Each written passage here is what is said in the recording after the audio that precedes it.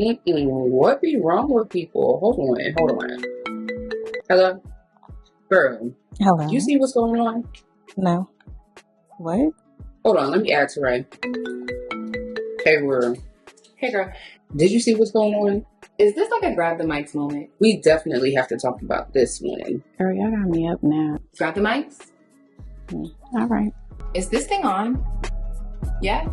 Okay, good. Welcome to Controversy and Chaos, bitches. We ray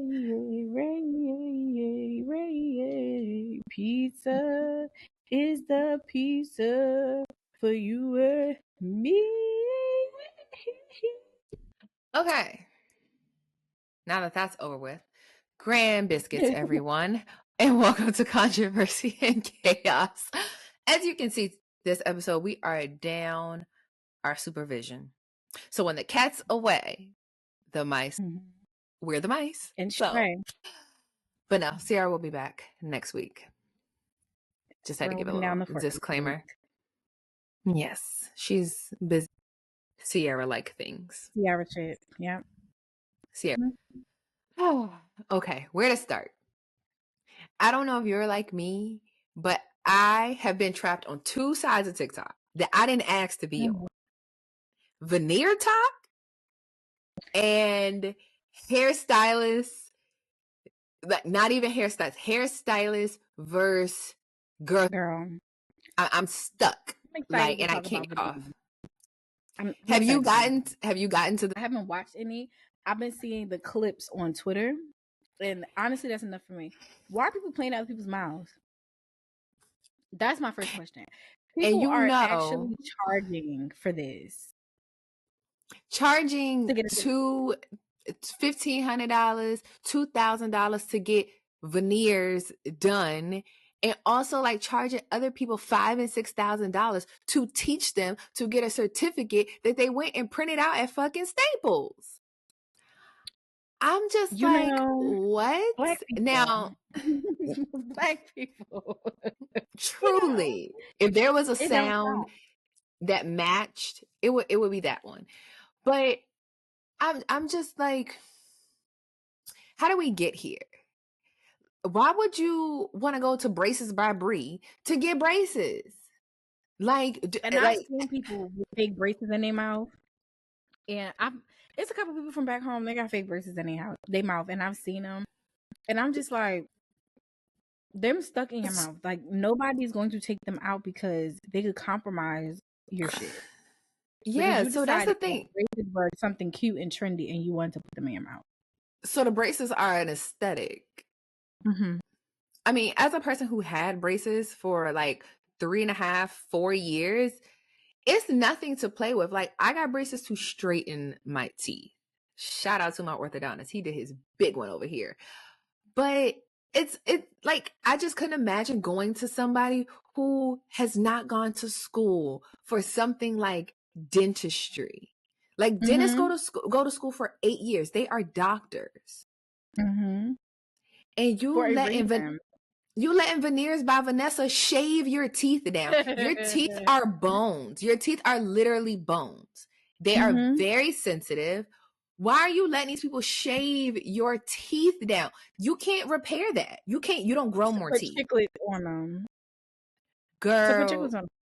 And God forbid you get gum disease. Like, just that be the thing. Go to the dentist. But okay, so I can understand dentistry as a whole is very expensive. It's one of those things that I just don't understand. Dental coverage is a preventative thing. So your dental insurance only covers about $1,500 to max maybe $2,200. So yes, should your health insurance cover dental work? Because literally the health of your mouth can affect the health of your overall body. When you go to get certain surgeries, you have to go to a dentist to get your dentist to sign off to say, yeah, you have good oral health, but so you can get this surgery. So I don't understand why in America they're two separate things. They should be one thing. So I get that. I get that even with having dental insurance, that dental care is very expensive. $2,200 goes quickly. A root canal could run you $2,200, and insurance still might not pay 100% of it. Yeah. They're gonna pay a good 60, and you're stuck. I can honestly say, I mean, granted, I got pregnant pretty young. Well, 24 is not, 23 is not that young, but We're teen moms, okay? I didn't learn. Yes, I'm a teen mom. I didn't learn until I got pregnant that an infection in your mouth, I didn't have an infection, but they were talking to me about dental health. An infection in your mouth can impact the whole body. And then at work, I also learned what that impact looked like. So like I had someone who had, I don't even know. I know she was losing her teeth like nonstop. Mm-hmm. And when she got pregnant, it was very evident she had some like oral issues going on. And the baby had complications. And she had complications throughout pregnancy, always sick. And it's like, where do you go wrong? Right? Like, is it something that you're doing? Is it just genetic? I think part of it, I think it's a twofold thing. Like certain things I feel like are genetic, just like you have people who like, what is osteoporosis? Is like when your bones, like, I think it's like lack calcium, and people start to like, as they get older, their bones become more brittle, they shrink, you know? So it's like, yeah, it can be a twofold thing. It can very well be a genetic thing. It could be a disease. It could be all these different kind of things, but it could also just be lack of proper dental care. Even if you're not going to an actual dentist to get proper cleanings and maintenance and things like that, people don't brush their teeth properly, or just skip brushing at, you know, altogether. They get a little pain, they pop a little pill, like no, yeah, it's like a symbol, people do a lot of things. Like people who smoke, your teeth, your mouth is affected. Like there's so many things that affect your teeth. Like just think about, you use your teeth every single day. So I just could not fathom being like, and it's not like they're getting their teeth straightened. You're just trying to have the aesthetic of white teeth. And first of all, natural teeth are not the shade is A1. As someone who goes to the dentist regularly, that shade is A1. And that nobody's teeth look like that. If you saw that shade in real life, it's like a fluorescent light. It's like, whoa, like I want to go like this when you see it. It's unnatural. Y'all look crazy. Y'all look like y'all could eat an apple whole. They look so big. Like if you gave them a whole apple, they could chomp the whole fucking thing. And I have ridges in my teeth. So I like, people be like, oh, your teeth are nice. I'm like, I know I have overlays. I have ridges in my teeth. I'm not saying I don't have a nice smile, but I know that my teeth are imperfect. So if I put some veneers in my mouth, you would definitely know, because they would be pure white and they would look like choppers compared to what's in my mouth already. Yeah, it's just like I just look like, you know how you draw teeth on white paper? That's how people veneers be looking. It just be like line, like they look crazy. They look crazy. And they probably having the nerve not to get them all done. Like you getting from here to here done, and then you open your mouth and I see where you gotta fill or silver cat. Be so serious. It looks disgusting. But outside of just the Veneer Techs in general, which is crazy, the fact that people are out there defending what they're doing is insane. That's why I like Kelton. I think Kelton, he's either in Florida or in Georgia. I think he put out a book. He was like, yes, so I think he's in Florida. Yes, it is. It's just like it's like you arguing with people. This is 100% illegal. This is worse. This is worse than bitches getting BBLs in a fuck. I've never understood. And I just literally had a conversation about this yesterday, about how people like go on TikTok, or they just go anywhere and they take medical advice from people. I'm like, TikTok is a gift and a curse, because yes, I think that I have taken certain things that people say back to my doctor. I never mention TikTok because it's automatically like, no, that's not right. I just be like, oh, you know, I read somewhere, or like, is it true, or blah, blah, blah, blah, blah. Because there's some value in learning things on TikTok or anywhere on the internet. There's some value of like being exposed to new information. But when you just watch somebody TikTok and be like, oh, I'm about to order all of this stuff and I'm about to take it, you ain't getting no lab drawer. You don't know if you deficient or you got too much of something pumping through you. And then the audacity to go get some fake and this is my problem about people who go and get those certifications. You could have went and got you some financial aid and put that $2,200 towards like schooling. Yes, like somebody charging you $5,000 cash for an 8-hour class. $5,000. At the max, the shit gonna be a 2-day course. $5,000 cash. You took $5,000 of your money to do this, to have essentially a bullshit hustle and fucking people over. And I just don't get that. But outside of that, the dentist, the actual real licensed, properly trained, educated dentists are sounding off on this one. They're like, no, this is 100% illegal. Like, they're just talking about like, okay, here's the things like we're seeing, just like not even a state of the, I guess, the person getting the veneers, the state of their mouth before putting them things on it. They're like, no, like this person has bacteria all over their mouth. This person has like periodont, like they have so much shit wrong with their teeth already. The last thing that should be worried about is fucking veneers. But they're just like, okay, they're just like the structure of their teeth. They're like, no, they're doing this shit right now. And one dentist, he was just like, I could tell you right now from a video, like he was stitching the video and like giving his reaction on it. He was like, oh no, I could tell you right fucking now, in about a year, 2 years, that person's going to have to go to a dentist and it's going to cost probably $30,000 to fix this. I'm just like, I'll be tripping when I go to the dentist and they give me a bill. I'll be like, $30,000. I had a bill for $300 before, and I was like, but that's just because my insurance, like most people's dental insurance, sucks. Yeah, but it's like $30,000.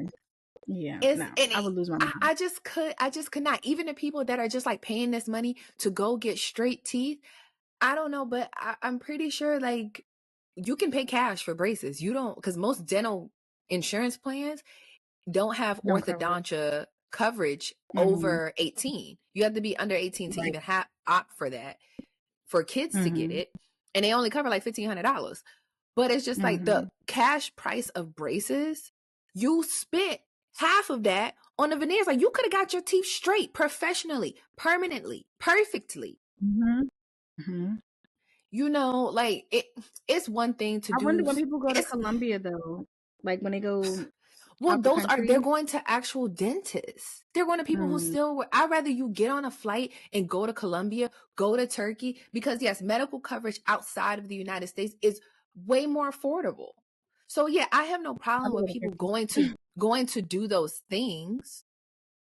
But it's just like, at least you're going to a licensed. If you're searching for the confidence or whatever, cool, that's fine. Get that. But at some point we gotta be like, truly stupid. And I want all these Veneer Techs in jail. Yeah. Because the lifelong damage, there gonna be a lot of people running around that ain't gonna have no teeth in their mouth. Because like there's so much that goes on with your teeth. You're healthy, your teeth affects B12 and you lay in on a salon suites. Like I just your teeth, your jaw, all this shit is affected by your teeth. Just get some floss, a water pick, a good toothbrush. Let's start with good oral health, and then we can worry about the aesthetic. If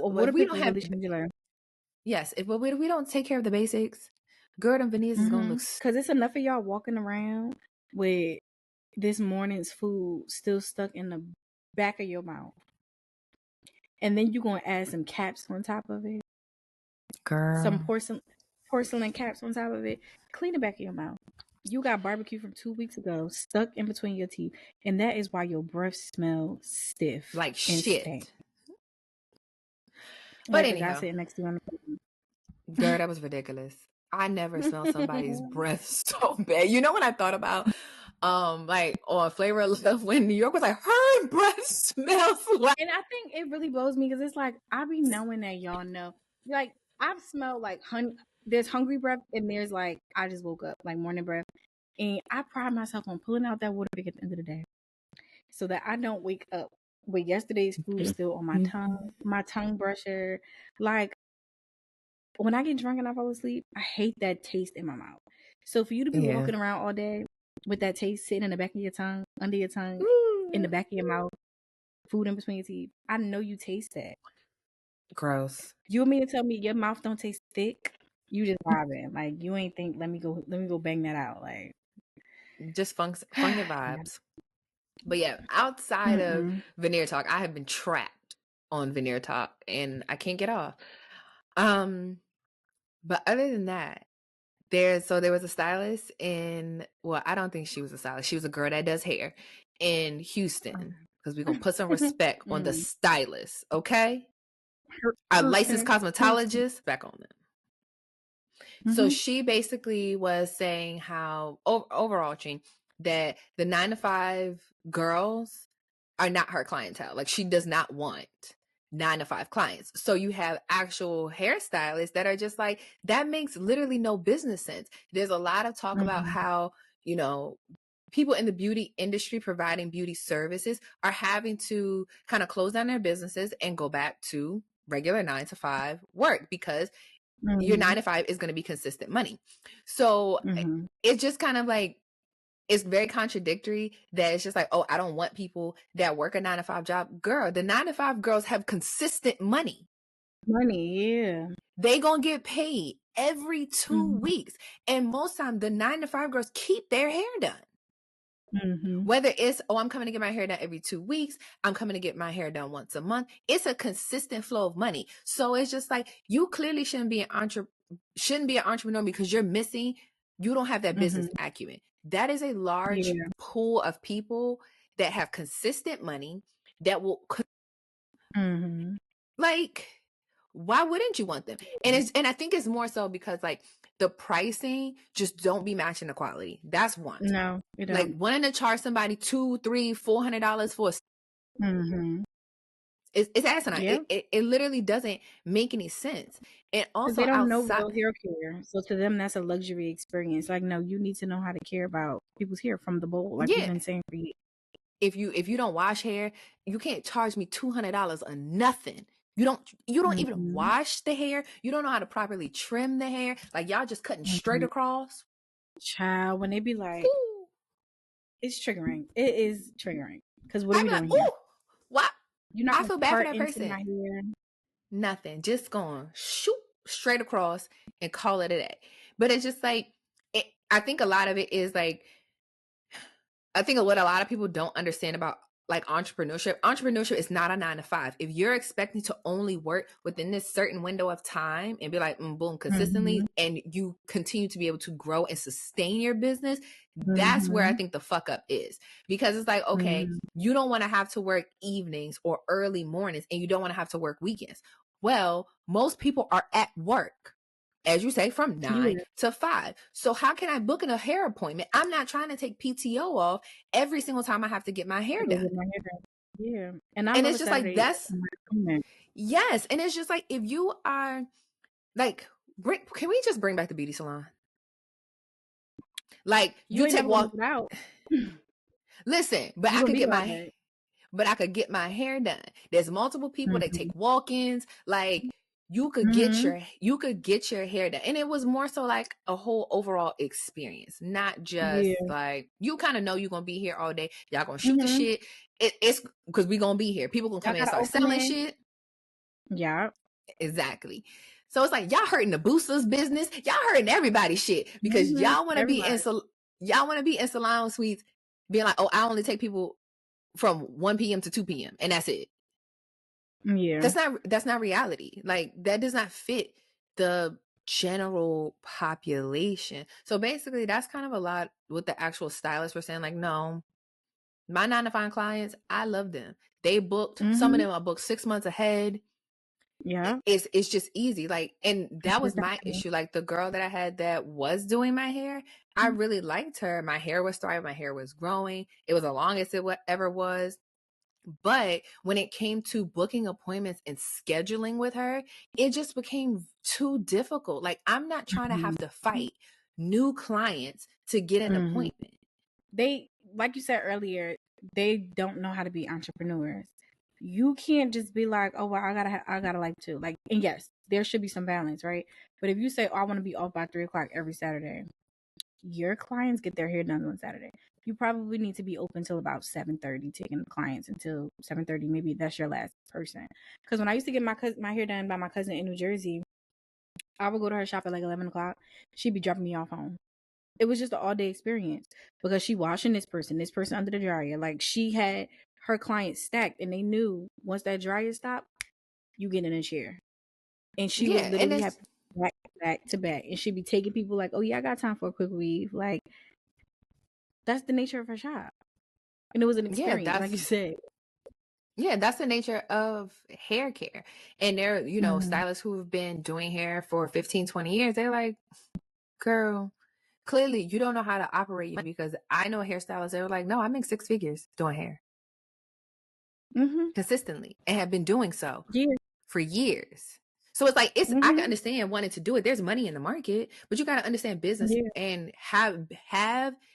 build and sustain a strong clientele. If you want to be off by 3 p.m., that is absolutely fine. But maybe you should open your books and start earlier. Because baby, the second I find me, if I find me a hairstylist that do hair at 7 a.m., baby, I will bring you breakfast every time I come up in here and do my hair. Waiting for you. Yeah. Yes, like I am that person. Like I will get up. I want to be the first person in the chair so I can have the rest of my day. I completely understand. You want to have your Saturday, you want to have your weekends, but you don't work Sundays. Then y'all don't work Mondays, and only on Saturdays it's from 9 to 2. And really not till 2 because you're trying to be out of there at 2. So you really take the last person at 12:30. I get there, you 6 heads behind. I don't got time for that shit. And then want to charge me triple the price. I'm just going to get my short haircut done because the girl who used to do my short haircut, she do Sunday specials for like VIP clients, like clients that's her regulars. If you want to come on a Sunday, she do like 8 to 12. But on a regular, she had a full-time job. So she was at work when everybody was at work. And then she came in the evening. She did a couple clients until like, nightfall. And then on a Saturday, you can catch her in there all day. And she was making her money. Every time, like every maybe year, a new car. She leasing a new car. She go on vacation. She do her thing. Her hair, she be fly. Hairstylists make money because they have clientele that is consistent. Because when I would go in there and I would get a perm, I would get a cut, style, rinse, she was making at least $120 off of me. If she do that six times in one day, she done made her booth rent and more for the month.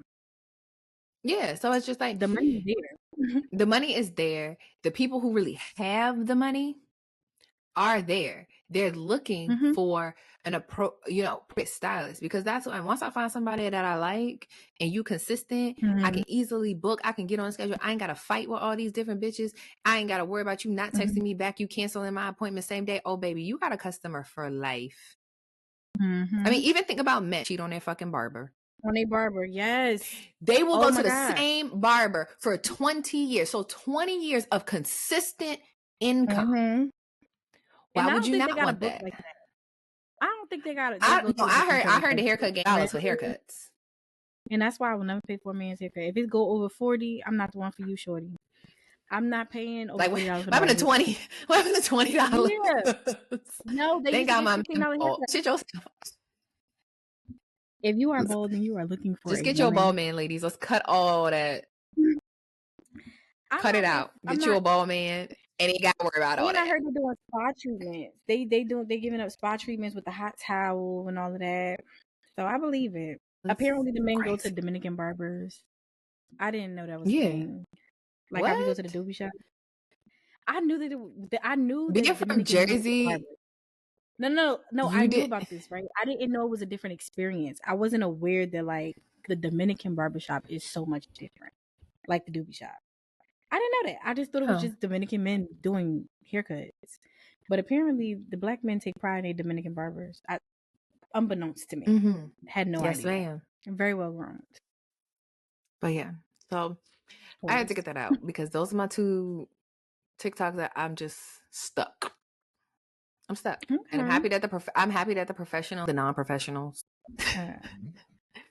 But yeah. So up to that, Shannon Sharp's interview, Club Shay Shay.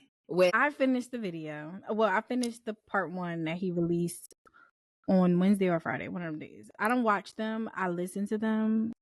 Some of y'all might call me a serial killer. But I listened to it because I seen all the clips of her reaction. So I just was like, I need more context. And I thought when I first watched the clips, of course, I made my own judgments. And really for the most part, I'm staying 10 toes down in those judgments. A lot happened and I took notes. So let me refer to my notes. The first thing that I will say is that the clips did the clips job. They did what they supposed to do, and that is to bring out emotion and have us to react in different ways. What I will say is that Amanda Seales talks a lot about not being accepted, and she says a lot of things about her feeling like she was like on the outside and people just don't understand her. But she also talks about it in the context of autism, like using a diagnosis that she has never been clinically diagnosed for as the reason. And I say this in a way, I don't want to come off as ableist, but you cannot use a label, especially a label that you labeled yourself, as a reason to not be introspective. So I'll say, aside from autism, you cannot, if all of these people are saying this thing about you, and you realize that it has made it very difficult for you to navigate in the space that you are passionate about, at some point you have to say, okay, I either have to create my own space here, or I need to learn how to work better with people. And I think along the journey of this conversation, I think that statement will make a little bit more sense later on. I understand how even that, like saying that alone, that's why I prefaced it with like, I'm not being ableist. I know how that can be controversial, but I think that as a knowing adult, she's very intelligent, very well spoken. She knows a lot of the time what she is doing, and she is well aware that you are difficult to work with sometimes, but not difficult like people should shun you, difficult like you speak to people in a way that is not conducive to a growing working relationship. And you can't change that, and you choose not to, because you just feel like, oh, that's just me. But that's just my opinion so far. Yeah, like you said, Amanda Seales is highly intelligent. You cannot take that away from her. But I think a part of the issue with people who are highly intelligent is the way that they come off to other people's. I don't know if she's just incapable of being able to kind of do some self-reflection. But I think, to Shannon's point, when he was interviewing her and even just asking her more questions, he was basically trying to ask her without saying, are you the problem? He was trying to be nice about it. And even saying, you know, asking different questions like, okay, so at what point, out of all these situations that you're talking about, her situation with her not being on the reel anymore, her situation when she got kicked out of Flowetry, her situation on the set of Insecure, the Emmys party situation, it's like multiple situations that you have publicly talked about from your perspective. Even when she told that Emmy story, it was like, girl, you was the problem from jump. When they told you, men, move on. Yeah. But you kept egging the point. The Flowetry situation threw me for a loop, though. Did you hear that part? Yeah, she's told that story many of times. It's not new, but it's that just was like my first time. Oh, well, you must ain't heard of Amanda Seales interview, because she done told that story about. Well, did it change? Because it seemed, when I was listening to it, I felt like Marsha Ambrosius was wrong. So I'm missing something. I mean, when always is the person telling the story. Anyway, might be hearing from the problem. But I feel like that's what Shannon was trying to get to. Like, at what point do you sit back and look at how you operated in the situation? Do you say, actually, I fucked up. I could have did that wrong. I did that wrong. I said that wrong. I could see how I rub people the wrong way. I could see how I can come off as a mean girl. I could see how I come off as condescending to other people. At what point do you say that, okay, I see that I'm not able to maneuver in a space the way that I would like, that Black media isn't reaching out to me. I'm not getting interviews. I'm not getting invited to award shows. I'm not doing all of the things that she feels like she should be doing. And really, if we're honest about that, clearly she wants to do. Yeah, these are things At that what you point want do for you yourself. at what point do you change yourself and not lean on the fact like, oh, I'm self-diagnosed as autistic, so boom, I get to act like this, and you just kind Right. of have to deal with it. That's what my issue Right. is. That's really kind of the overarching lacks self. Yeah.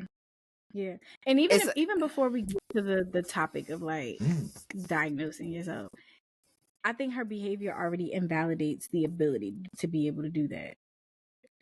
Because I don't think it takes much, and I could be wrong, but I don't think it takes much to be like introspective, to want to examine yourself and to consider like maybe I am the problem. I think her just being like, oh, well, no, because I've seen lots of tweets about people like, oh, I hate when people want to label themselves. And it's like, well, that's how it starts as an adult. You know more, you're exposed to more information, you can make a comparison. That's where it begins. You should be able to identify certain things. But if you're just using that as a crutch to stand on, and again, this might sound ableist, and I don't want to come off that way. But if you are using that as a way to say like, oh, this is my diagnosis, so I'm just gonna be an a-hole to everybody. No, because I have met people who are on the spectrum, and they are literal. They are very direct. Mm-hmm. And it's nothing you, wrong with that. It's like you can be very literal, you can be very direct. There are people who are not on the spectrum that are the exact same way, yes. and that's fine. But also, I think that it's one of those things you have to know the environment that you're in. If you're into entertainment, relationships matter. Your behavior on sets, your behavior in interviews, your behavior on your social media, those things matter. You're in an industry that is a small fraction about talent, and more overarching about likability, marketability. And if you are missing those two key points, it doesn't matter how talented you are. You are not going to get far. And I think that that's the issue that she's facing. And it's one thing to interview with somebody and not like them. And I think for Shannon, for me, it just gives that it's no proper research done before like pressing record when we have this interview. And that's just my take on it. Maybe he could be, I don't know, but it doesn't come off that way. And it's not just from this interview. There are other interviews where it's been like, did you look that up? Did y'all just read a tweet and was like, took that fact check anything? I'm telling y'all, it's like watching Carisha Please. It's really like watching Carisha Please. Sometimes it's just like I think it's very important for interviewers to know who they're interviewing. Do some research. Have your team do some research about this person. Even if it comes to booking a certain person, you might vet them and be like, actually, nah, we're not bringing this shit up here. Because even the result, okay, the interview comes out, it had 1 million views in just a few days, which is amazing. Shannon Sharp, Club Shay Shay does exceptionally well when it comes to viewership and things like that. And it's a consistent thing. It's not just like, oh, this one got 1 million and then we only had 100,000 for the next one. It's a consistent. They get better and better. It gets more and more. It's very consistent. So it's great. So numbers wise, it did what it was supposed to do. But her turning around and going on Instagram Live, and she uses a lot of buzzwords to kind of get your attention. And it's not just an Amanda Stills thing. I don't like when people do that in general. It's like, oh, I didn't feel safe, or I was triggered, or like he was interrogating me. It's like all of these big buzzwords to kind of get people's attention. And now we're straying away from your behavior. That's really the issue. Him asking you questions is not interrogating you. You are literally in an interview. So if you're saying something, and I think context is everything. If you're saying something and the person you're having a conversation with needs more context, I'm going to ask more questions. If you're saying, oh, I'm autistic, and he says, well, are you diagnosed as autistic?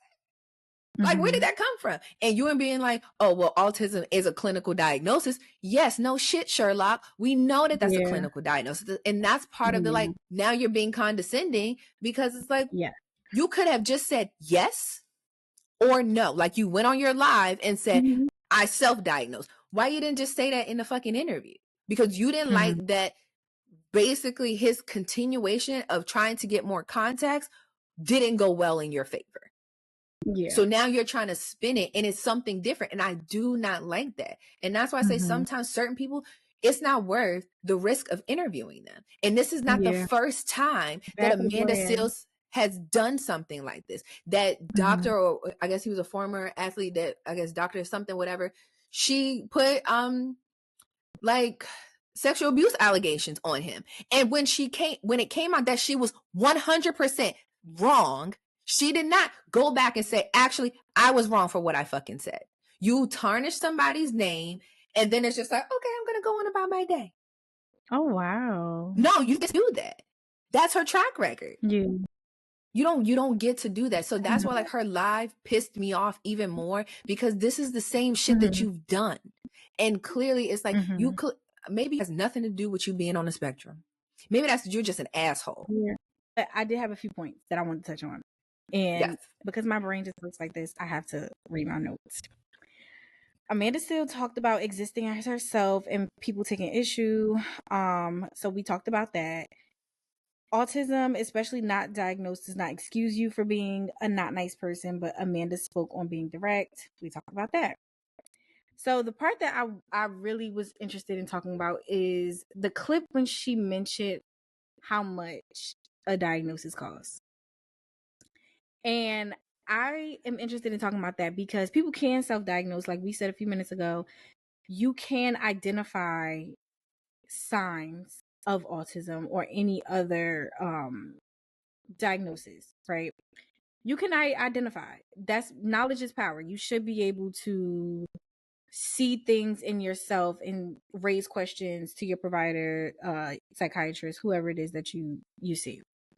I think giving grace to people who do so is important, because in the instance of this interview, I felt like when she was talking to Shannon, she was forgetting that he's not her peer. They didn't grow up in the same time.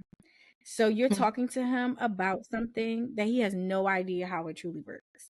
He has no idea what access you have or you didn't have. And I think it's also important to note that I think her mother did a great job at putting her in a position to thrive. So with her diagnosis and all of the things that she said about school, like she was always talkative, she was combative towards her teachers, it was disrespectful. I think that putting her in acting, for example, was a great opportunity for her to shine. Putting her in things where she can exert her energy was probably her mother's way of finding balance in the home.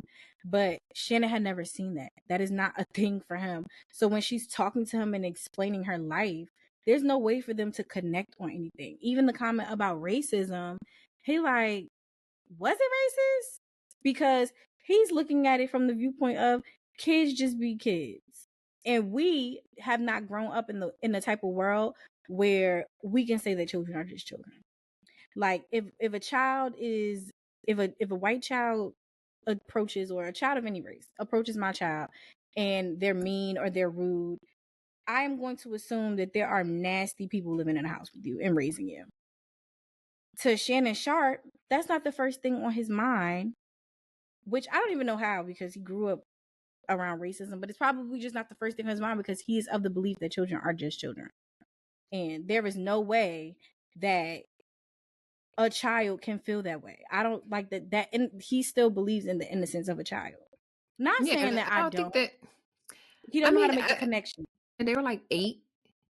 I don't think an 8-year-old can be racist. I think it was a comparison of Ruby Bridges. That was I think where I was trying to go was that like he made a very strong comparison.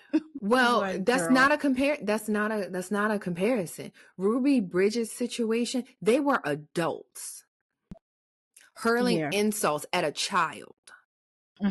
That was very much racism. That's what that is. She if it was her classmates doing that to her, then we're talking about apples and oranges. What adults can do and what children do are different. That situation that she was discussing, no, 8-year-olds are not inherently racist. That's just like saying, oh, you were born racist. No, that is a learned behavior. And that's what I think Shannon was saying. As someone who grew up in a time where racism was, and he's from Georgia, he ain't from Atlanta, he ain't from Savannah, he is from Georgia, outhouse Georgia. Like, no, we don't have no running water, we don't have air conditioning, we don't have all the things. He is, so I think that he is a perfect person. But to double down about the autism thing and to say, well, yeah, I was it is a clinical diagnosis.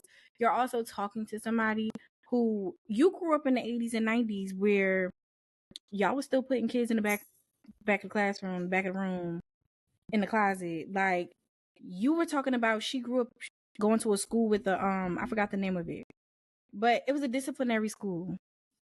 So if you grew up with those same old time habits or with similar old time habits, could you imagine somebody who is 20 to 30 years older than you? So yeah, it's just instead like of using that opportunity to educate, you double down by saying, yeah, it is a clinical diagnosis.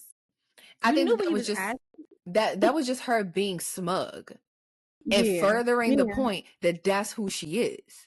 It's just like, you were just being smug when, if you know more, all you have to do is educate somebody. We're in a very different society where mental health is very front and center.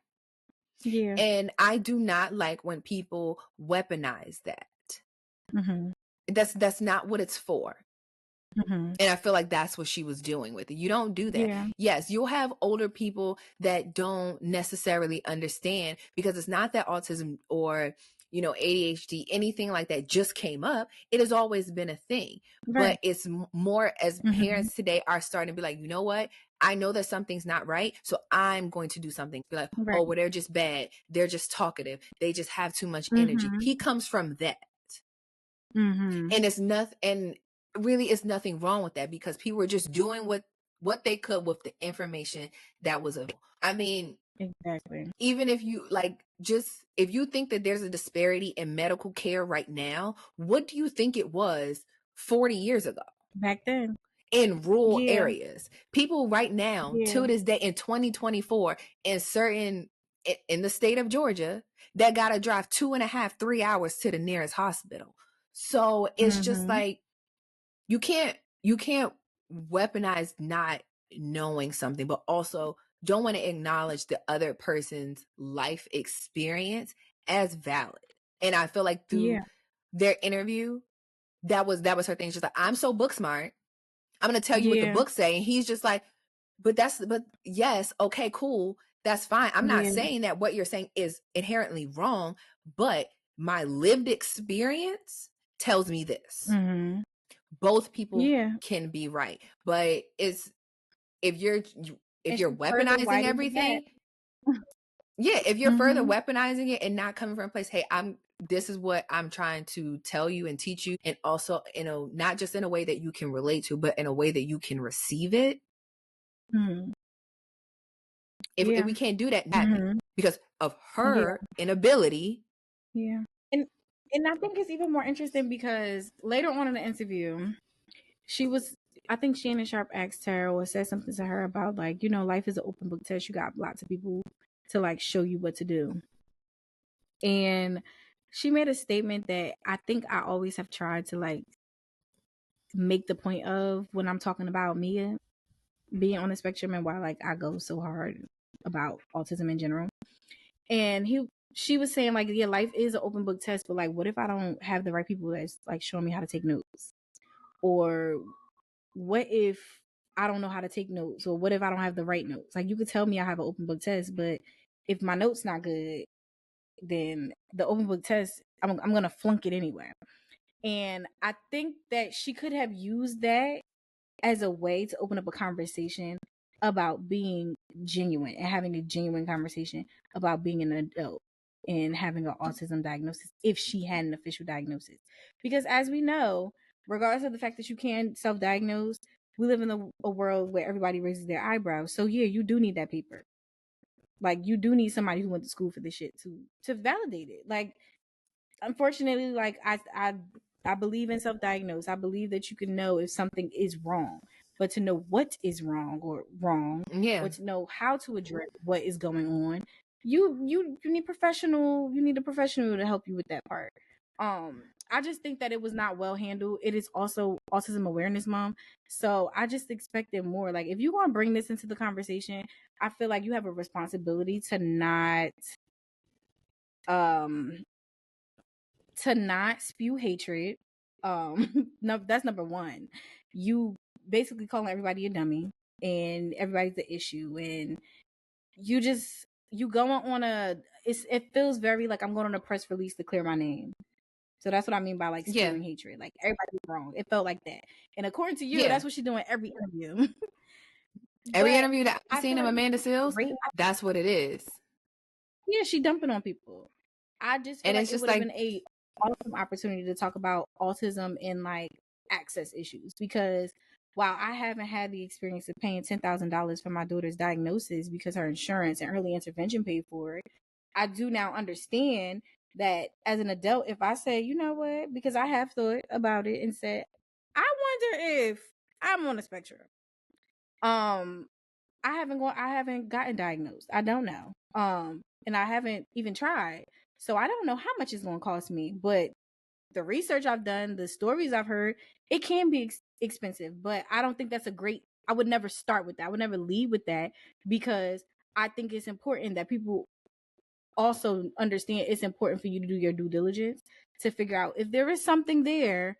You need to figure out what it is, because it can help you in the long run. Like I always say, if for no other reason, my child will have an easier life because she has a diagnosis. She will have the accommodations that she needs in school, in middle school, in high school, in college. She'll have access to that because that paper says that she needs these accommodations. She needs to be considered. Like, that's how it all boils down. She needs to be considered. If that's all you use it for. So I just don't feel like she used this as a good opportunity. She was very irresponsible with her time in talking about autism. Yeah, I'm gonna start rambling, but I just don't think that she did the conversation any justice at all. No, I think, like I said about the interview, I think it was very much like, okay, I'm clearly not favored. I'm not even favored. Just like, people don't fuck with me. And you're in a business where relationships are number one. Yeah. And I think that that's very apparent. Knows. And this seemed like an attempt to try and clean that up. Yeah. To try and clean it up. Hey, whether clean this image up. Otherwise, it's slim pickings for you. Yeah. And not having a good track record. And not having a good track record, though, all those things matter. So it's like going into this situation, you going into this interview, which is a big media platform. It could have been made about the positive things in her life. Okay, here's some of the positive things that I've experienced. Like, yes, we have heard you talk time and time again about all the bullshit, all the negative things that you still harp on right now. And in some instances, she seems very angry about things that are 10 years old, 10 plus years old. If you talking about a situation about 8-year-old kids being racist, Amanda, if memory serves me correctly, you in your 40s, you still harping on something from when you was 8. That's a sign that you need to take that's a bigger issue that you need to address. And I told you, I literally watched a TikTok. There was this therapist, and I always see her videos all the time. And she was basically explaining, she was like, as a therapist, the hardest people to treat are the incredibly intelligent. She's like, it's so difficult because they come to you for help and then want to tell you how they should help you. It's just like, oh, I already know all of these things about myself. Yeah. Then it's like, okay, if you know all these things, why are you sitting on my couch? If you know all these things. So smart, you're dumb. Or you can, very much. So smart, you're dumb. You can know like, okay, maybe I should go to therapy. But if you don't allow the therapy to actually work, if you don't allow the therapist to do their job because you're trying to tell them how to do their job, you're never going to get anything from it. And that's basically what she was saying. She was like, it's so hard to even do those things most therapists do cognitive behavioral therapy. She was like, that shit don't work for them. Yeah. Because they're already thinking. She was like, so it's not working. You can't tell them that they should think about things differently because they are thinking about it just like this. And they don't see that maybe I should do it differently. Yeah. And she was like, and I can see if Amanda Seales has ever been to therapy, I can see that it being very difficult to help her because she's one of those people that won't get out of her own fucking way to allow people to come in, help her, so that way she can move forward and operate in spaces differently, even if she is autistic. That's no excuse. It's not a crutch. At some point, not to say you assimilate, but essentially you kind of do. In certain aspects, you have to know how to maneuver in these different environments, especially. That's the nature of the business. You might benefit from, and this is before I even knew it was a thing. Like, I've always known it was a thing in like therapy, but I didn't know how widely it was used. DBT therapy is used for people with borderline personality disorder, and it's like used for people who feel things very intensely. I feel like she would benefit from that because if you're thinking here, I feel like the purpose of that type of therapy is to like take you out of your own head and sort those thoughts. Yeah, me neither. Listen, I have a little Pinterest folder called DBT therapy, and I was using it because I noticed some of the like practices that one of my friends was sending me. It looked a lot like this, and they would help me through. Like, even just like putting on a timer and writing everything it was like a mindful map, getting things out of my head. I'm like, oh, this is DBT therapy. This looks like the stuff that I'm finding on Pinterest. And the activities are really good. I would definitely do it led by a therapist though, because they are pretty intense. But yeah, that made me think of that. Like, I feel like she would benefit from something like that. And I really think that she falls under the category of somebody who probably does feel like I don't need to go to therapy because I know what my problem is. And I was listening to So Shameless, and I forgot his name, but he was talking about how he thinks that everybody, all men, all women should go to therapy before entering a relationship, even if they're not considering entering relationships, because people tend to think that they are perfect and they are ready because they have things. They have accomplishments, they have money, they have the notoriety, I guess. They think they are ready to be in relationships with other people, but they have not really done self-work. They just think that the self-work is a 750 credit score and some money in the bank. And I really hope that people in Hollywood don't reach a point where they don't think they gotta work this shit out. And if that is you, Amanda Seales, you really got some shit that you need to work out. Especially if you are in fact trying to navigate neurodivergence as an adult who has never been clinically diagnosed.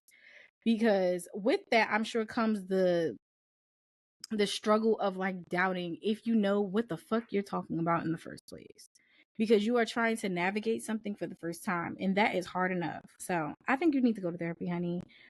Especially because people always say that therapy, we don't go to therapy for ourselves. We go to therapy to help us navigate everybody else who isn't in therapy. And so if you're going to be working with a bunch of people that you feel you are above for whatever reason, because you are so evolved and you have reached this point in self-discovery, perhaps therapy will help you work with them and you won't get fired from jobs via the interview. It was a lot, especially because I am an advocate for early intervention, right? Like, we have the information that we have now, and it is hard enough that some of the feedback we get from our community is there's nothing wrong with that child. They just like to talk, or they will talk when they feel like it, or that's some white people shit.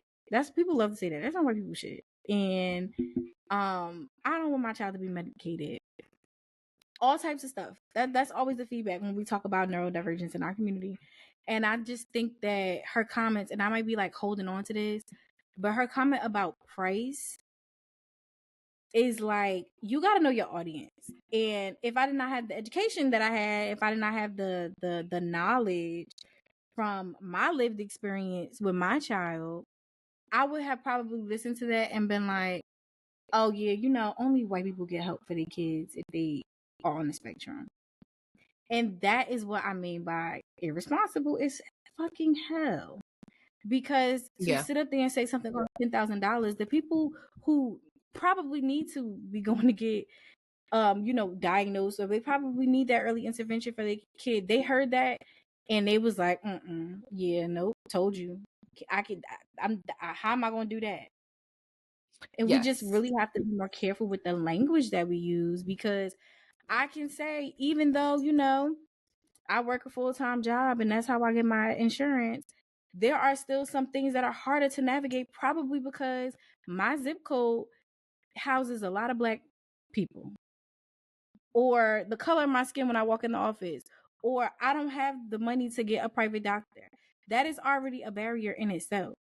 But I understand that I also have had privilege in a lot of different ways. So I'm very slow to say that something is easier or so hard for me. When it comes to autism, I'm telling people there are nonprofits. You try to sign up for this. What kind of insurance you got? You got Medicaid? And there's so many people doing the work on the ground that any amount of misinformation, it just sets us back. It sets us far enough back. I seen people making stitches talking about like long wait lists, and it's like, I get it. I understand. My situation has been very different from other people's. But I also wouldn't tell somebody to not try. I also wouldn't tell somebody, oh yeah, you diagnose your kid or you know what's going on with your kid. No, because there is access to other things that can benefit them earlier on. So while you may see these things, you still need to go and get what you can. You still need to go and explore your options, whether that be school, or early intervention program, the doctor. You need to do your due diligence. Like, it is important for you to do that. Yeah. And it's like, I'm very passionate about, like, this is pretty much what you do every day. And even from when you first thought that, it was like, okay, something's not right here with Mia. You were very on top of it. And like you said, that comes from a place of privilege. But now that you have so much education on it and the process and what that looks like on all the different means of just trying to figure out, okay, what are the services that are available? What services should I put her in? Here's all these different types of therapies that say they're good for kids who are autistic. Autism is such a large spectrum that not everybody is exactly the same. There are people who may never be verbal at all. There are some that eventually, yes, they will, with the proper therapies, can get to a point where they're verbal. Like, there's so many different, it's a wide net and there's a lot going on. So, from your perspective, I mean, I've seen it firsthand, all the different, hoops that you got to jump through just to get the proper care, proper service. I think it's for parents, her statement was very irresponsible and misleading, because when you throw a price on it, everybody's like, oh no, I can't afford that shit. And it's like, actually, it's more accessible to get your children diagnosed than it is for an adult. She's speaking about from an adult perspective. And it's like, sometimes you got to overemphasize like that. This is for adults. For children, because the diagnosis helps them in so many different ways. You kind of need the diagnosis for school. You need it for all these different things. So it's more readily accessible in order to get it done. Most times insurance, if you have insurance, if you have Medicaid or whatever, they're more likely to pay because it's for a child. So that doesn't mean, oh, I heard one person say this, I'm not going to do shit about it. No, do the things, do whatever you feel like is necessary. Get your child the support and help that they need. So that way, when they do become adults, they're not struggling with these kinds of things. They're not struggling and therefore it's happening to me. It's because when you were 5, nobody did. Yep. I went on a tweeting spree one day because somebody tweeted, how come all of these new kids have autism? Baby, it's not new. It's not new. You weren't diagnosed. Your mama just thought you was bad. You talk too much. You act like your daddy, right? And all jokes aside, I have someone in my family, on my dad's side, who we for years used to like joke about. They had his ass in the pantry. It's not even funny. It's really not funny. But my cousin is like over 6 feet tall, and his room was in fact the pantry in the house. And I can talk about this because I don't really talk to my dad's side of the family. But for years, he was always different. My cousin was always different. And he was back and forth between my grandmother's house and his aunt house. I mean, his mother's house, who's my aunt. My aunt passed. He has to now, as an adult, live with my grandmother who's unable to take care of him. And they be like, something wrong with him. So I've had to explain neurodivergence to my family even before my child was born. So imagine giving birth to a child and knowing that y'all love this baby so much, or y'all love this little toddler so much, but y'all don't see the similarities between her and him. Or she's different because she's not him. And I'm talking about my cousin go off on tangents. He be talking about Rosa Parks. If I had to guess, there's some like bipolar personality disorder. But I'm not a doctor, so I'm not gonna put that on him. But he was never diagnosed. So now, as an adult, if my grandmother, if something happens to her, or she decides she no longer wants to deal with him, he can go to jail, and we know what that does to the brain because he's gonna have behavioral problems in the jail. So automatically, they're gonna put him in isolation. He can go to a shelter, but he has behavioral problems, and they don't have any paperwork that would make it necessary for them to have him in a specific type of location. And he has enough, in their words, that he got enough sense to sign himself out of a program that would be able to give him a proper diagnosis. So I say all of that to say, I do think it is important to get you, your children, the people you love, an actual diagnosis, a thorough evaluation over some time, right? Not a 10-minute quiz where you round up the numbers at the end and figure out which one you fall into, because these things protect you all through your life, not even on the education side of things. If something happens to me in my life, and I'm no longer able to take care of my child, there are programs that will take care of her. There are programs that her paperwork will follow her so that I don't have to worry about somebody taking advantage of her or taking advantage of her check, which we all know. If you've worked in nonprofit space and housing, you know how them Social Security checks work as an adult when them adults can get Social Security. And so I think about stuff like that. And I always say, like, God be giving me the hardest battles to navigate. Because listen, if we got a report card for this, I would probably be a C student because parenting is fucking hard, let alone parenting and trying to navigate autism, ADHD, ODD. Like, hats off to all the parents. I forgot where I was going with that part, but it's our obligation. And to Amanda Seal's point, it is an open book test. I'm making sure that my child has all the proper notes so that she can succeed. Good way to wrap. Look. Wrap around. We're gonna do a wrap around. We're gonna do small doses, controversy and chaos, bitch. Bye.